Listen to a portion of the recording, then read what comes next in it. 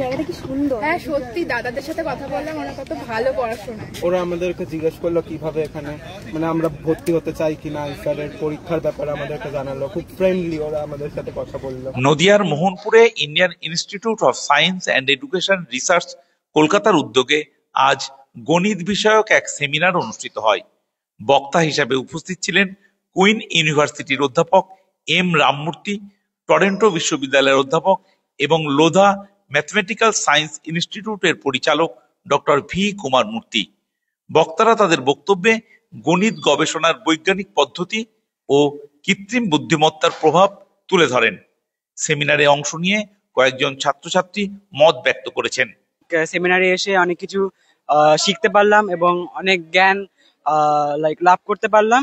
আর তার সঙ্গে অঙ্কের ব্যাপারে যে ইতিহাস এবং ফর্মুলা জানলাম সেটি আমাদের ভবিষ্যতে অনেক কাজে লাগবে। প্রফেসর রামমূর্তি আমাদের অনেক ব্যাপারে জানিয়েছে যেগুলো আমরা আগে জানতাম না। চ্যাট জিপিটি এখন এত পপুলার, তাও এইগুলোর ব্যাপারে আমরা জানতে পারিনি। উনি জানিয়েছে পেশেন্স কি করে থাকতে হয়, ইমাজিন কি করে করতে হয়। In today's lectures, we learned how mathematics holds the base for everything in this universe. It lets us learn and question properly, because as we know, good questioning has led the way to the discovery of many things. রাজ্যের বিভিন্ন বিদ্যালয়, মহাবিদ্যালয় ও বিশ্ববিদ্যালয়ের ছাত্রছাত্রীরা যোগ দেন।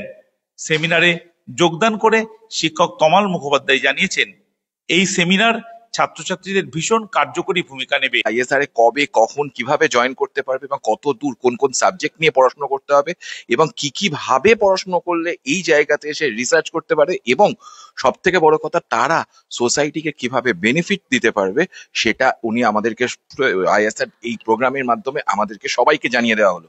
Indian Institute of science education and research কলকাতার গণিত বিভাগীয় প্রধান কোয়েল দাস আয়োজন নিয়ে বিস্তারিত জানিয়েছেন।